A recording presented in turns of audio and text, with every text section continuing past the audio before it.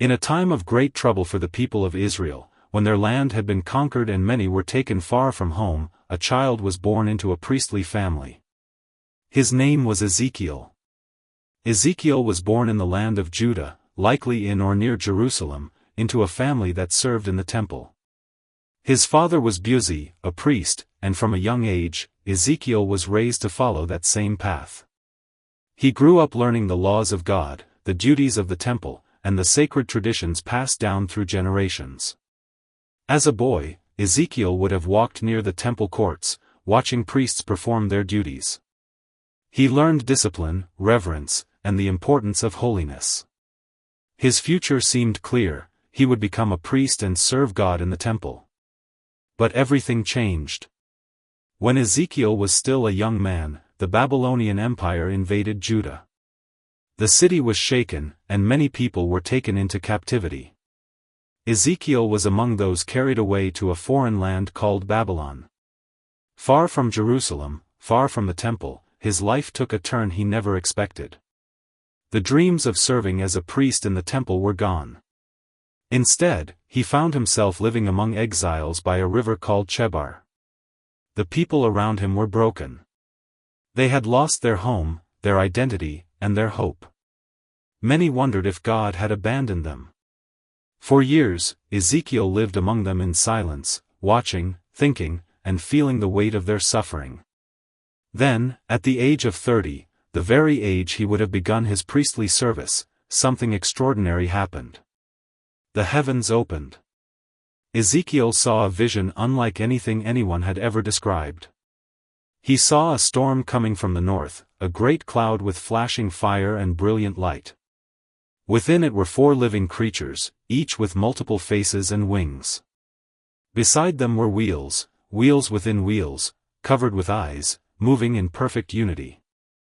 Above them was something like a throne. And on that throne was the appearance of a man, glowing with radiant light, the glory of God. The vision overwhelmed Ezekiel. He fell face down to the ground. Then a voice spoke. God called him to be a prophet, not in Jerusalem, but in exile. Not in a temple, but among broken people. Ezekiel's calling was not easy. God told him that the people would be stubborn, resistant, and unwilling to listen. But still, he was to speak. From that moment, Ezekiel's life changed forever. God gave him messages, visions, and signs, many of them difficult to understand, yet powerful in meaning. Sometimes, Ezekiel didn't just speak messages, he acted them out. He lay on his side for many days to represent the sins of the people. He built models of Jerusalem under siege. He performed symbolic acts that showed what was coming. People watched him, confused and sometimes mocking him. But Ezekiel remained obedient. His message was clear: the people had turned away from God, and there would be consequences. Jerusalem would fall. The temple would be destroyed. At first, many refused to believe him. But then, it happened. News arrived that Jerusalem had been destroyed. The temple was gone. Everything Ezekiel had warned about had come true. The people were shaken. In that moment, Ezekiel's role changed. No longer just warning, he began to bring hope.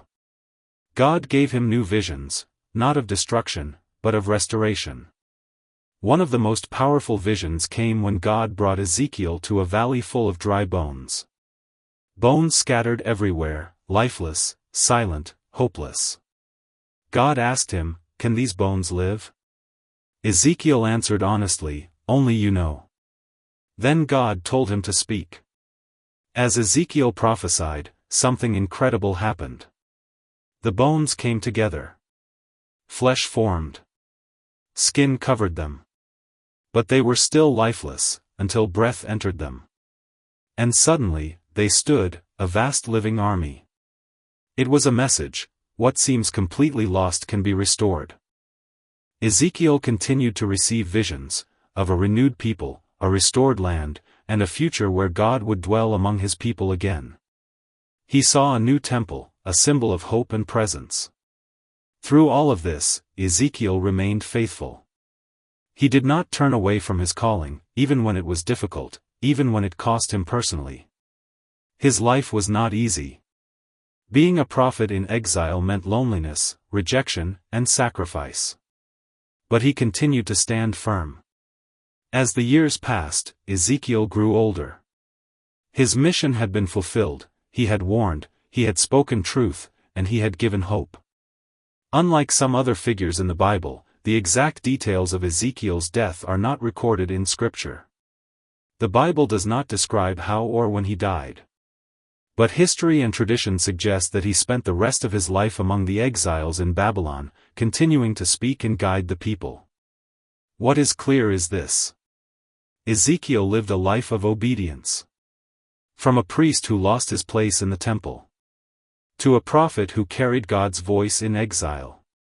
His journey was unexpected, challenging, and powerful. He saw things no one else saw. He spoke when others were silent. He brought hope when all seemed lost. Ezekiel's story is not just about visions, it is about transformation. A man taken from his homeland, used to deliver messages that would echo for generations. And even today, his story reminds us that no matter where we are, God can still use us.